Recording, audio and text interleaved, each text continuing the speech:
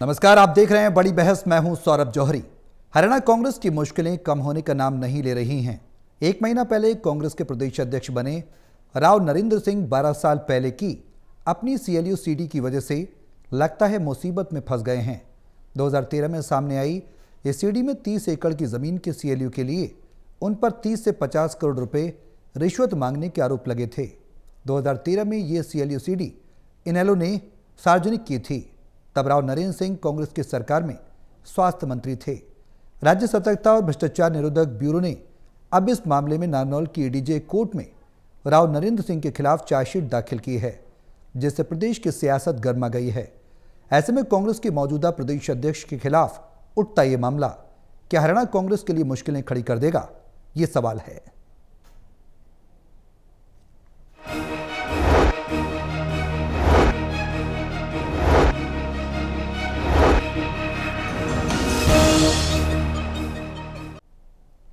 तो कांग्रेस के नए फेस को क्या पुराना केस रोकेगा, और अब कांग्रेस की दिशा और दशा जो बदलने की बात कही जा रही थी, उसमें कितना बड़ा व्यवधान ये पुराना केस राव नरेंद्र सिंह के माध्यम से लेकर आएगा, ये सवाल है। और क्या मजबूत विपक्ष के तौर पर कांग्रेस फिर से खड़ी हो पाएगी? अब सवाल गहराने लगा है, क्योंकि नारनौल कोर्ट में चार्जशीट दाखिल हो चुकी है कांग्रेस के मौजूदा या यूं कहें नए प्रदेश अध्यक्ष राव नरेंद्र सिंह के खिलाफ। आगे सियासत किस करवट बैठेगी, कांग्रेस मजबूती की दिशा में कितना आगे बढ़ पाई, ये तमाम सवाल है जिनके जवाब तलाशने की कोशिश करेंगे। हमारे तमाम सहयोगी हमारे साथ मौजूद हैं। हिसार से टोटल टीवी के associate editor doctor Mahesh Kumar, Panipat से टोटल टीवी के एसोसिएट एडिटर देवेंद्र कथुरिया और वरिष्ठ पत्रकार वीरेंद्र सोनी जी हमारे साथ चर्चा में बने हुए हैं। आप सभी के साथ चर्चा आगे बढ़ाऊंगा, लेकिन उससे पहले एक रिपोर्ट देखिए, फिर करते हैं चर्चा शुरू।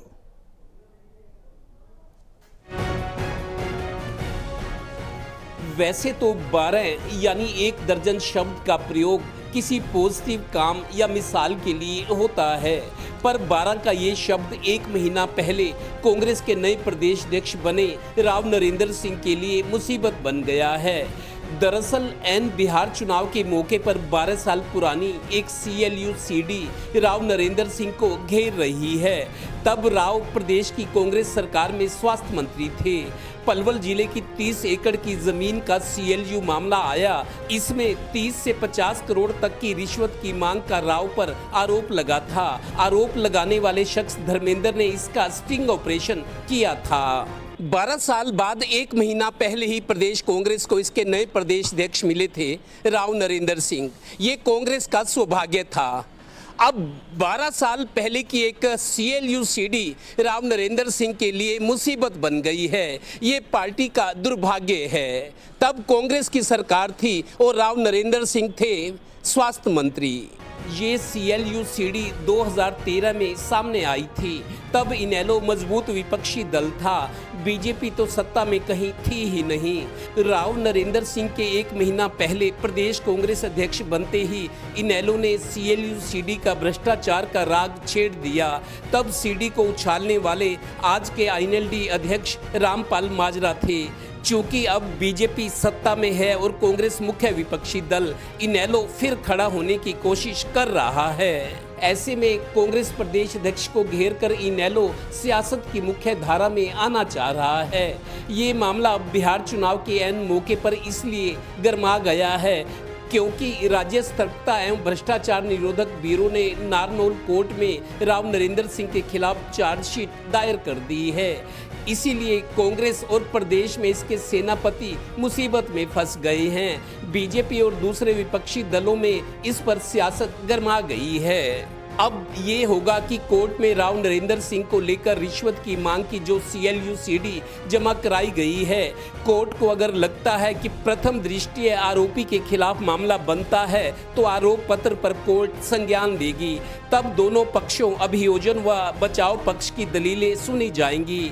तब आरोप निर्धारित होंगे और ट्रायल शुरू होगा। वैसे राव के प्रदेश अध्यक्ष बनते ही जब इनेलो प्रदेश अध्यक्ष ने चंडीगढ़ में सीएलयू सीडी मामला उठाया था तो राव ने कहा था कि ये मामला हाई कोर्ट में पेंडिंग है। उन्हें न्याय व्यवस्था पर पूरा विश्वास है। देखिए अब क्या होता है। Haryana bureau total news.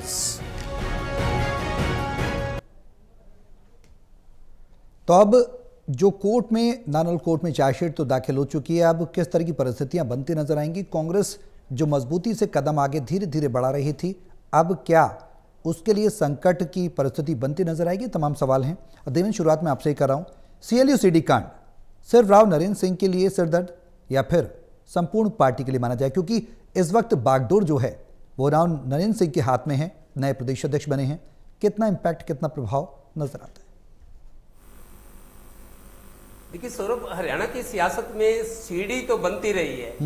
जब चौधरी भजन लाल थे, मेरे को लगता है 2009 की बात है ये, तब कांग्रेस की सरकार थी। विनोद शर्मा भूपेंद्र हुड्डा के करीबी दोस्त थे और सरकार में मंत्री भी रहे थे। विनोद शर्मा ने एक सीढ़ी बनवाई थी। चौधरी भजन लाल के बेटे थे चंद्रमोहन, जिन्होंने अनुराधा बाली थी, उसके मुस्लिम बनकर शादी की थी, चांद मोहम्मद बनकर।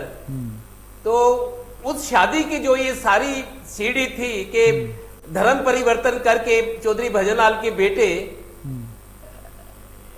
मोहम्मदन बन के उन्होंने शादी की थी, और डिप्टी सीएम होते हुए जब इस तरह का केस आया था, वो सीढ़ी ऐसा चर्चा थी कि विनोद शर्मा जो बड़े नेता थे, भूपेंद्र हुड्डा के क्लास फेलो भी रहे हैं, कलीग रहे हैं मिनिस्ट्री में, तो उन्होंने की थी, ऐसी चर्चा है। इसके बाद इनेलो वाले जो थे, अभय चौटाला के बारे में भी काफी है। जब कांग्रेस की सरकार आई तो ये भी सीढ़ी बनाते थे, एक तरह से मंत्रियों के कामकाज पर नजर रखते थे।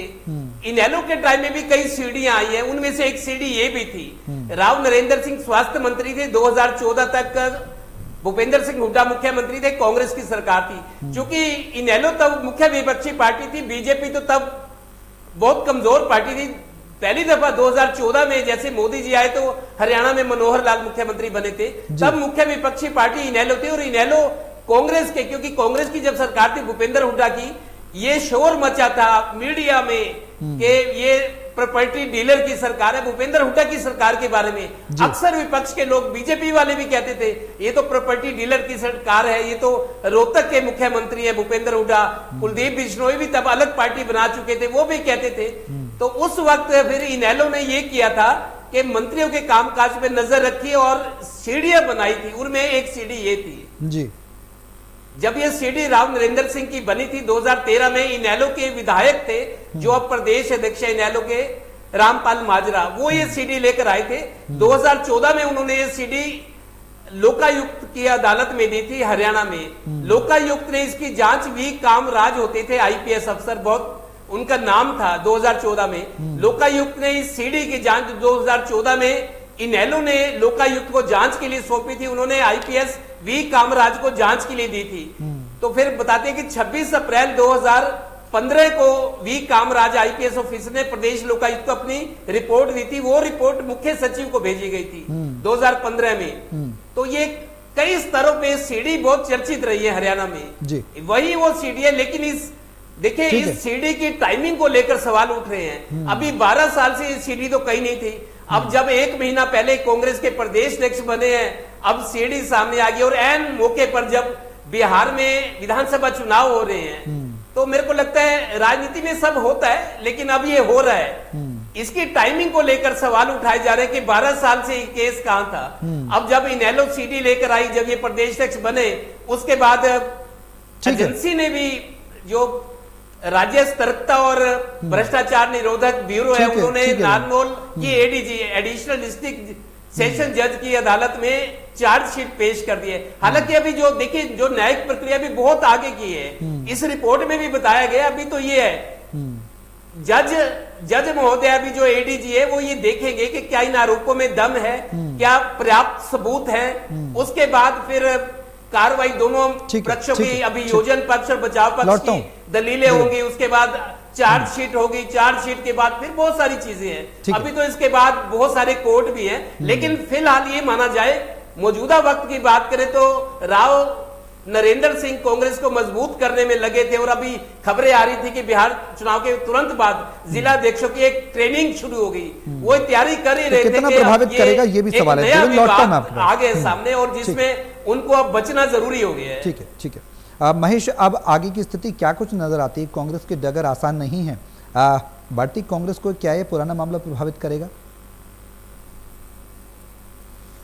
देखिए, गला सबका सूखता है। अगर परेशानियां जिंदगी में आती हैं तो उसका असर जाहिर तौर पर प्रोफेशनल लाइफ पर पड़ता है। यहाँ पर राजनीति से मेरा प्रोफेशन का अभिप्राय है। तो ऐसे में अगर व्यक्तिगत जिंदगी परेशानियों में आती है तो फिर परफॉर्मेंस पर, ओवरऑल परफॉर्मेंस पर उसका असर तो पड़ेगा ही। अब अगर मेरा सवाल भी यहाँ पर मैं सामने रखना चाहता हूँ, जिसमें जवाब भी आपको मिल जाएगा। सवाल ये है कि राव नरेंद्र अगर कांग्रेस पार्टी के प्रदेशाध्यक्ष नहीं बनाए जाते तो क्या ये जो कानूनी प्रक्रिया आगे बढ़ रही है इस प्रारूप में देखने को मिलती? राव नरेंद्र को कांग्रेस का प्रदेशाध्यक्ष बनाया गया तो दबाव बढ़ाने के मकसद से 12 साल पुराने एक केस में जो कानूनी प्रक्रिया है उसे आगे बढ़ाने की कोशिश शुरू कर दी गई। सीढ़ियां किसकी नहीं है? राजनीति में सीढ़ियां शायद ही कोई नेता हो जिसकी सीढ़ी नहीं हो। किसी की सीढ़ी दबा दी गई, किसी की सीढ़ी को रोक दिया गया, किसी को इलेक्शन के वक्त इस्तेमाल किया गया, किसी को चुनाव की गिनती और मतदान के दिन इस्तेमाल किया गया। सीढ़ियां सबकी हैं। राजनीति में ये नहीं बेहद कम देखने को मिलता है कि सीढ़ियां ना हो, लेकिन कब कौन इसका किस तरीके से इस्तेमाल करता है इस बात पर पूरी कहानी निर्भर करती है। अब अगर राव नरेंद्र किसी भी कानूनी पचड़े में फंसते हैं और अगर आने वाले दिनों में गिरफ्तारी का डर उनके लिए पैदा हो जाता है तो यकीनन फिर कांग्रेस पार्टी की परफॉर्मेंस पर, संगठन पर उसका असर तो पड़ेगा ही, कम या ज्यादा।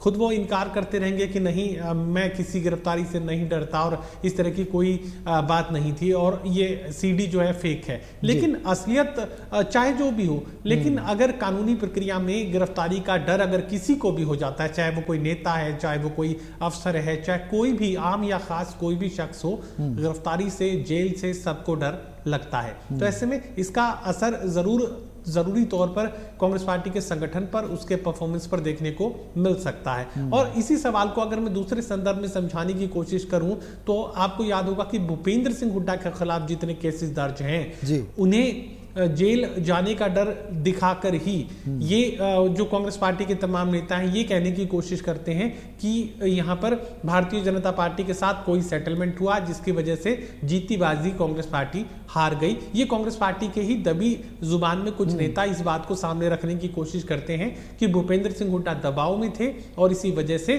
उन्होंने वो तमाम फैसले लिए जिससे कांग्रेस पार्टी को चुनाव के दौरान नुकसान हुआ। कितना सच है कितना झूठ है ये इन्वेस्टिगेशन का पार्ट हो सकता है, लेकिन मनोवैज्ञानिक तौर पर यह जरूर साबित करने की कोशिश की जाती है, कांग्रेस पार्टी के नेताओं की तरफ से ही की जाती है। जो एंटी भूपेंद्र सिंह हुड्डा गुट माना जाता है उसमें वो दबी जुबान से बार बार ये संकेत देने की कोशिश करते हैं कि देखिए भूपेंद्र सिंह हुड्डा दबाव में थे, कानूनी शिकंजे में थे, इसी वजह से उन्हें इस तरह के फैसले लेने पड़ रहे हैं। अब अगर इसी तरह के हालात राव नरेंद्र के साथ भी पैदा हो जाते हैं तो फिर ये मानकर चलिए कि ओवरऑल जो परफॉर्मेंस कांग्रेस पार्टी का आ सकता था उस पर काफी बड़ी चोट देखी जाएगी। अब बिल्कुल जाहिर सी बात है वीरेंद्र जी, अब मौजूदा स्थिति के बाद क्या कहा जाए, आगे कांग्रेस के लिए क्या नई सियासी मुसीबत खड़ी होने वाली है या खड़ी होने जा रही है? जिस तरह से प्रकरण 12 साल पुराना उभर कर सामने आया है और इनेलो की भूमिका में इस पर अगर विचार करने की कोशिश करें तो वो क्या? देखिए, एक बात तो बड़ी स्पष्ट है, ये सब मामला कानूनी प्रक्रिया के तहत हो रहा है, लेकिन इसकी टाइमिंग को लेकर सवाल उठ सकते हैं, लेकिन ये एक प्रक्रिया के तहत है। देखिए, ये लोकायुक्त को शिकायत की थी, लोकायुक्त के आधार पर जो रिपोर्ट आई थी उसके जो उस समय भी कामराज थे, बड़े दबंग आईपीएस थे, उनकी रिपोर्ट के आधार पर ये शिकायत जो है कोर्ट में आई थी, तो उसके आधार पर कार्रवाई हुई है। देखिए, वॉइस सैंपल भी लिए गए थे और देखिए उसके बाद जो है एक जनहित याचिका डाली गई थी जिसमें कहा था कि जो वर्तमान विधायक हैं, पूर्व विधायक हैं, सांसद है, पूर्व सांसद हैं, मतलब उनके खिलाफ जो भी मामले लंबित हैं, पेंडिंग हैं, उनका शीघ्र निपटारा किया जाए।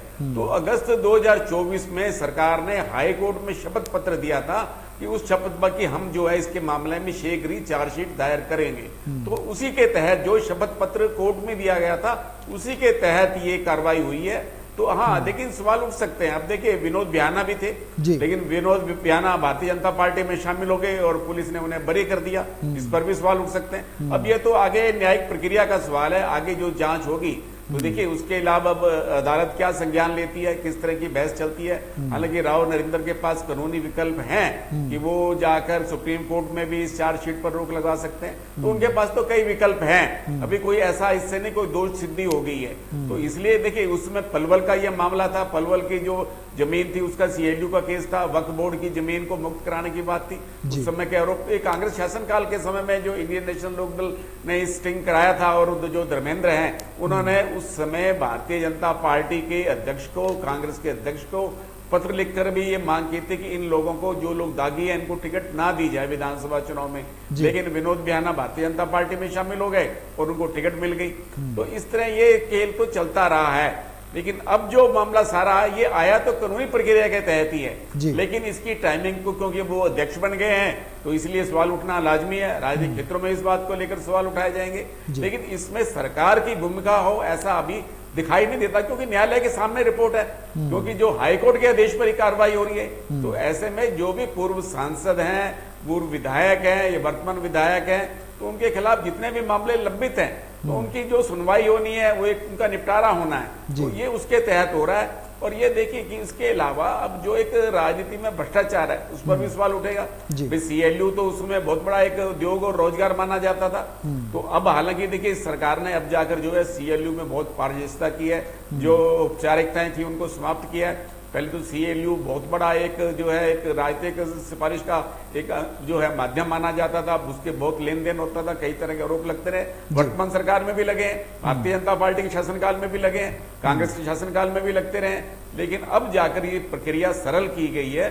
अब देखते हैं कि इस प्रक्रिया को सरल बनाने के बाद जो सीएलयू है वो कितना पारदर्शी रहता है और इसका भविष्य में क्या प्रभाव पड़ेगा। तो ये देखिए कांग्रेस इस अपने उत्पीड़न का मुद्दा बना सकती है कि उसके नेताओं को मुद्दा बनाया जा रहा है, उत्पीड़न किया जा रहा है, परेशान किया जा रहा है। तो इस तरह कांग्रेस इसको लेकर अपने कार्यकर्ताओं को एकजुट कर सकती है, जनता में जा सकती है और कानूनी लड़ाई भी लड़ सकती है। सड़क पर भी लड़ाई लड़ी जाएगी और कानून के माध्यम से भी लड़ाई लड़ी जाएगी। भूपेंद्र सिंह हुड्डा इतने समय से जो है मुकदमों का सामना कर रहे हैं, तो इसलिए कांग्रेस के दूसरे नेताओं पर भी एक बदले की भावना से कार्रवाई की जा रही है। ये आरोप लगाकर कांग्रेस अपने कार्यकर्ताओं को संगठित कर सकती है और जनता में जाकर भी संदेश दे सकती है। मतलब कांग्रेस के पास एक मुद्दा हो सकता है, लेकिन तब है कि कांग्रेस गंभीरता से इस मुद्दे को लेकर जनता के बीच जाए और जनता की उसको सहानुभूति मिले। वीरेंद्र जी, बढ़ते कांग्रेस के जो कदम है, अभी पुनर्निर्माण हो रहा है, जिला अध्यक्षों की नियुक्ति हुई, प्रदेश अध्यक्ष की नियुक्ति हुई, नेता प्रतिपक्ष की नियुक्ति हुई, उस पर क्या कुछ प्रभाव पड़ेगा इस पूरे प्रकरण का?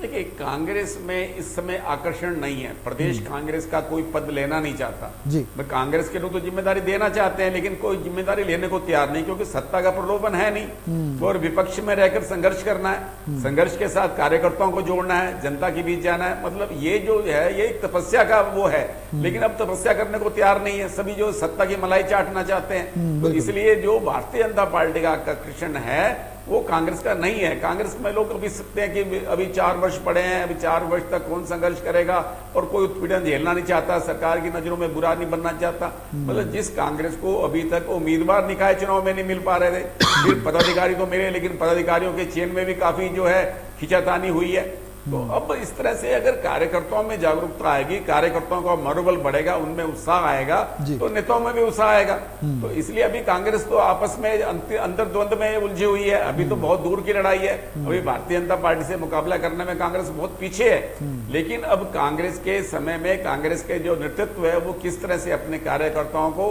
प्रेरित कर पाता है और जनता के बीच जाकर किस तरह का संदेश देता है, ये बहुत कुछ नेताओं के रुख पर निर्भर करता है। जी देवेंद्र महेश, समय थोड़ा कम है, आप दोनों से ही संक्षेप में जवाब चाहूँगा।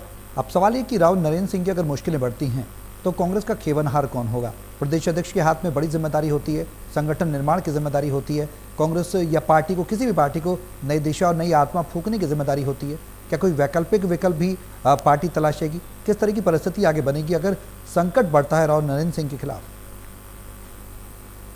देखिए सौरभ, चुनौती तो देखिए कांग्रेस के सबसे बड़े नेता, प्रदेश कांग्रेस अध्यक्ष, जिनका काम कांग्रेस को मजबूत करना, उनका मनोबल बढ़ाना है, सरकार के खिलाफ लड़ाई लड़नी है। अगर वो इस तरह के, मेरे को एक चीज लगती है, ये जो अभी एडीजी कोर्ट में है, आपको सौरभ ये बता दूं 2013 में ये जो सीडी आई थी, खाली राव नरेंद्र सिंह के नहीं था, और भी कुछ कांग्रेस के विधायक थे जिन पर आरोप लगे थे। विनोद बिहाना थे कि वो सीएलयू में पैसे कमा रहे हैं, विनोद बिहाना, नरेश सेलवाल, रामकिशन गुजर, रामनिवास घोडेला और एक जर्नैल सिंह, उन पर भी आरोप लगे थे इस तरह के वो कांग्रेस राज में सीएलयू के जरिए पैसे कमा रहे हैं। उनका कहीं जिक्र नहीं है, लेकिन राव नरेंद्र सिंह को घेरा गया है, उनके खिलाफ चार्जशीट है। जो मैंने नाम बताया उनके खिलाफ भी आरोप लगे थे, लेकिन नहीं घेरा कांग्रेस राज में पैसा कमा रहे हैं सीएलयू के जरिए।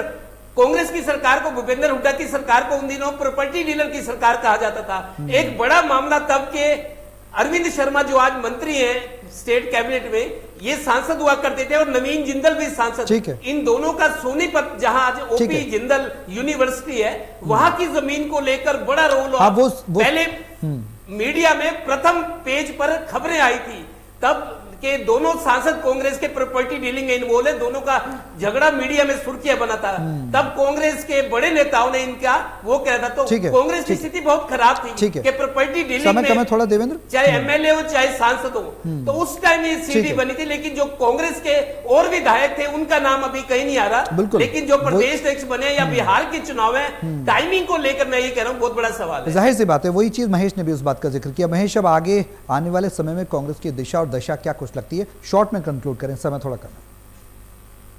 देखिए, खिवनार शब्द का इस्तेमाल आपने किया था, तो मुझे लगता है कि वैकल्पिक व्यवस्था करने की जरूरत, हालांकि हाल फिलहाल तो इतनी उसकी जरूरत, इतनी दबिश महसूस नहीं हो रही। कोई गिरफ्तारी का तुरंत हाल फिलहाल नजदीक तो कोई डर नजर नहीं आ रहा। लेकिन अगर इस तरह की परिस्थितियां आने वाले दिनों में बनती है तो फिर वैकल्पिक व्यवस्था उपाध्यक्ष के तौर पर कांग्रेस पार्टी की तरफ से की जा सकती है। फिर वैकल्पिक व्यवस्था पर ही कांग्रेस पार्टी को थोड़ा सा निर्भर रहना पड़ सकता है। चलिए, बहुत शुक्रिया आप सभी का हमारे साथ इस चर्चा में शामिल होने के लिए। तो कांग्रेस के जो मौजूदा नए प्रदेश अध्यक्ष हैं राव नरेंद्र सिंह, उनके खिलाफ एडीजी कोर्ट में यह मामला दर्ज हो चुका है, चार्जशीट दाखिल हो चुकी है। कांग्रेस की मुश्किलें कितनी बढ़ेंगी ये देखने वाली बात होगी, और कांग्रेस के पास आगामी समय में पार्टी को मजबूत करने के लिए क्या कुछ बेहतर विकल्प होगा ये भी देखना होगा। मेरे साथ इस खास पेशकश में अगले बस इतना ही। नमस्कार।